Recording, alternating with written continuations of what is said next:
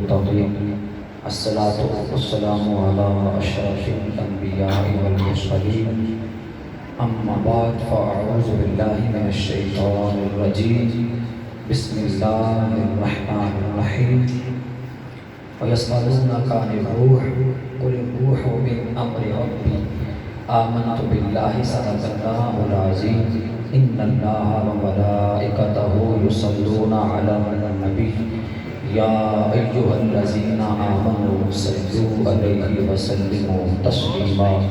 عقیدت و احترام کے ساتھ درود و سلام کا نذرانہ پیش کیجیے. السلام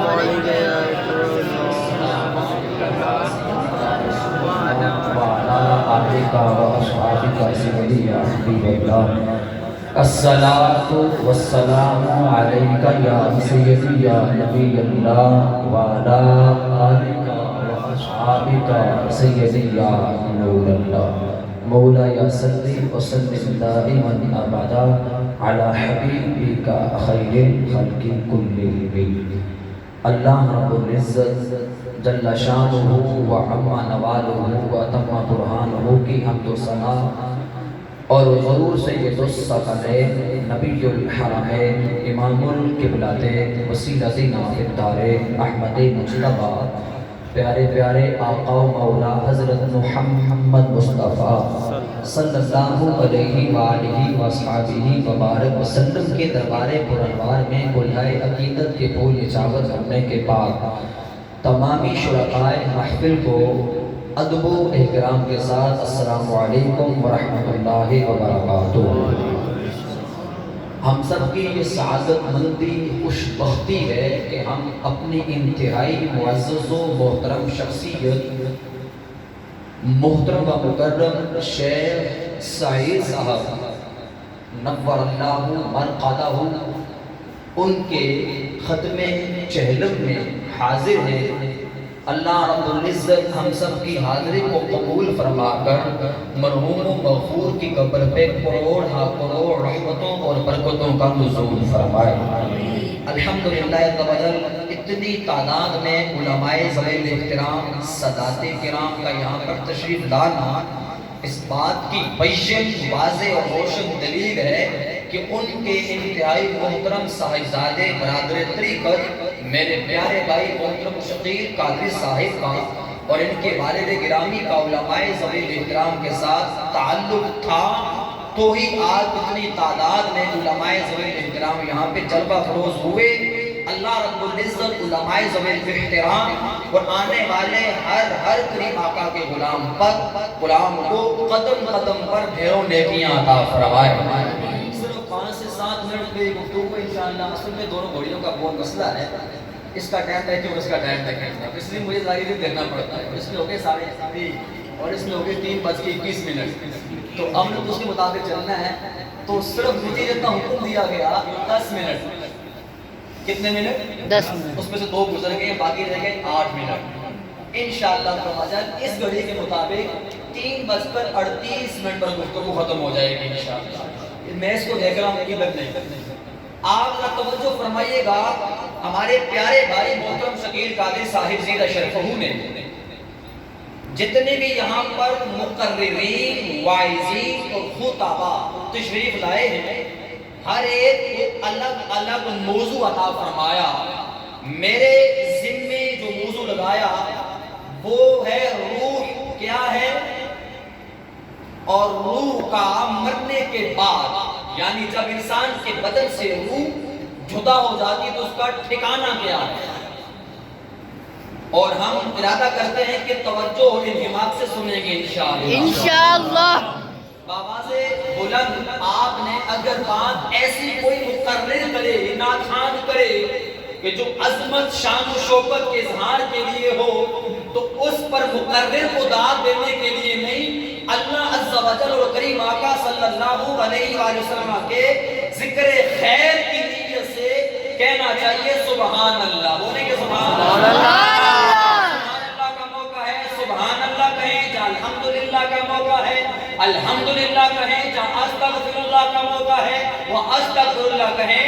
اس سے پتہ یہ چلتا ہے کہ مقرر کی طرف آپ کی توجہ بھی ہے، اور اس کے ساتھ ساتھ جو متوجہ نہیں ہوتے وہ بھی متوجہ ہو جاتے ہیں، لیکن ایسا موضوع ہے ہی نہیں کہ میں آپ کو بار بار کہوں کہ آپ کہیں سبحان اللہ۔ آپ میری طرف توجہ فرمائیے گا، صرف دو باتیں ہیں۔ روح کیا ہے؟ قرآن مجید قرآن شریف میں رب ذوالجلال فرماتا ہے وَيَسْأَلُونَكَ عَنِ الرُّوحِ قُلِ الرُّوحُ مِنْ أَمْرِ رَبِّي، فرمایا میرے محبوب علیہ السلام لوگ آپ سے روح کے بارے میں پوچھتے ہیں۔ کس کے بارے میں پوچھتے ہیں؟ فرمایا قُلِ الرُّوحُ مِنْ أَمْرِ رَبِّي، میرے محبوب علیہ السلام آپ فرما دیجئے کہ روح یہ میرے رب کا امر ہے۔ علماء زمان احترام نے، مفسرین کرام نے یہاں پر یہ بیان فرمایا کہ کوئی ایک ایسی روح کی تعریف نہیں ہے کہ جس کو قطعی اور حتمی تعریف کہا جا سکے۔ 2000 سے زیادہ تعریفات روح کی۔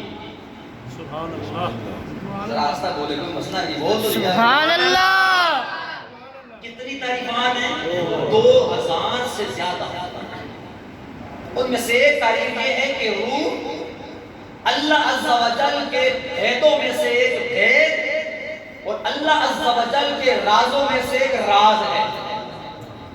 رب تعالیٰ جانتا ہے یا اللہ تعالیٰ جس کو علم عطا فرمائے وہی جانتا ہے۔ اور فرمایا یہ عقل میں آنے والی بات نہیں، اللہ قریب جن کو روح کا علم عطا کرتا ہے اللہ تعالیٰ کو خاص نور عطا کرتا ہے، اس خاص نور کے ذریعے سے بندہ روح کو پہچان سکتا ہے، لیکن عقل کے ذریعے سے روح کو پہچاننا ممکن نہیں۔ ایک تعریف ان 2000 میں سے یہ تھی جو میں نے عرض کر دی کہ روح اللہ تعالیٰ کے رازوں میں سے ایک راز ہے اور اللہ تعالیٰ کے بھیدوں میں سے ایک بھید ہے۔ اور ایک اور تعریف علامہ میر سید شریف جرجانی علی رحمہ نے کتاب التعریفات دارالفکر بیروت کا چھاپا صفحہ نمبر 82 پر یہ تعریف کی کہ الروح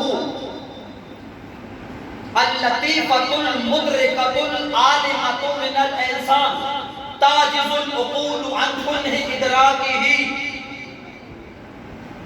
فرمایا روح ایک لطیف جسم ہے۔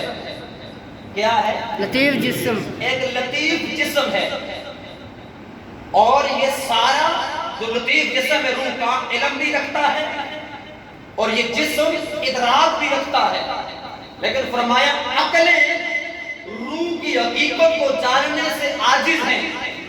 قد تکون الروح مجردۃ وقد منطبقۃ فی البدن، فرمایا کبھی کبھی روح بدن کے اندر ہوتی ہے، کبھی بدن سے جدا ہوتی ہے۔ تو یہ ہوگی تعریف۔ میں نے کہا ہم کو یہ تعریف کر ہی نہیں سکتے جو حتمی اور قطعی تعریف ہو۔ آگے چلیے، روح ہمیشہ سے تھی یا روح کو پیدا کیا گیا؟ الحضرت مجدد دین ملت واقعی بسار و حقیقت اشاہ امام احمد رضا فاضل بریلوی فرماتے ہیں فتاوی رضویہ کی جلد نمبر 29 صفحہ نمبر 285 پر کہ اللہ تعالیٰ نے روحوں کو پیدا فرمایا۔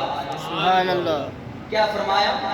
اس کا مطلب یہ کہ ہمیشہ سے نہیں ہے، نہیں تھی۔ اللہ رب العزت نے پیدا کیا کب؟ کا بدنوں کو بنانے سے، اجسام کو بنانے سے 2000 سال پہلے اللہ پاک نے ارواح کو پیدا فرمایا۔ روحیں پیدا ہوئی کب؟ بلا بدنوں سے اور جسموں سے 2000 سال پہلے۔ آخری بات، اس پر تو اتنی موٹی کتابیں ہیں، اتنی موٹی، میں تو یہاں پر کچھ بیان نہیں کر سکتا 7-8 منٹ کے اندر، اس پہ لمبی چوڑی تفصیل چاہیے، لیکن ملخصاً آپ کے سامنے یہ باتیں میں عرض کر رہا ہوں۔ روح کیا ہے یہ میں نے مختصر آپ کے سامنے بات عرض کی، ہمیشہ سے تھی یا پیدا ہوئی یہ میں نے مختصر عرض کیا کہ پیدا ہوئی۔ موت آئے گی کہ نہیں آئے گی؟ حضرت نے فرمایا ان کو موت نہیں آئے گی۔ فرمایا جب اللہ پاک نے روحوں کو پیدا فرمایا تو فرمایا انما خلقتم ابدا، فرمایا ارواح تمہیں ہمیشہ ہمیشہ کے لیے پیدا کر دیا گیا۔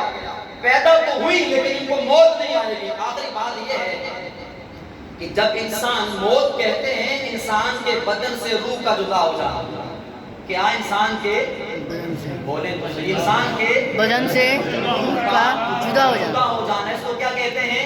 موت۔ جب انسان کے بدن سے روح جدا ہوتی ہے تو انسان کو مردہ کہا جاتا ہے۔ اب جب انسان کے بدن سے روح جدا ہو گئی اور اس کو ہزاروں من مٹی کے نیچے دفن کر دیا گیا، سوال یہ ہے کہ روح پھر کہاں رہتی ہے؟ کیا روح میت کے بدن میں رہتی ہے یا روحوں کا کوئی اور ٹھکانہ ہے؟ اس پر فتاوی رضویہ کی جلد نمبر 9 صفحہ نمبر 658 پر یہ بات موجود ہے۔ حضرت علی رضا نے بے شمار حوالوں سے یہ بات نقل کی کہ حسب مراتب مسلمان کی روحوں کا ایک ٹھکانہ نہیں بلکہ الگ الگ ٹھکانہ ہے۔ اس کا مطلب یہ کہ روح ایک جگہ پہ نہیں رہتی۔ بعض مسلمانوں کی روحیں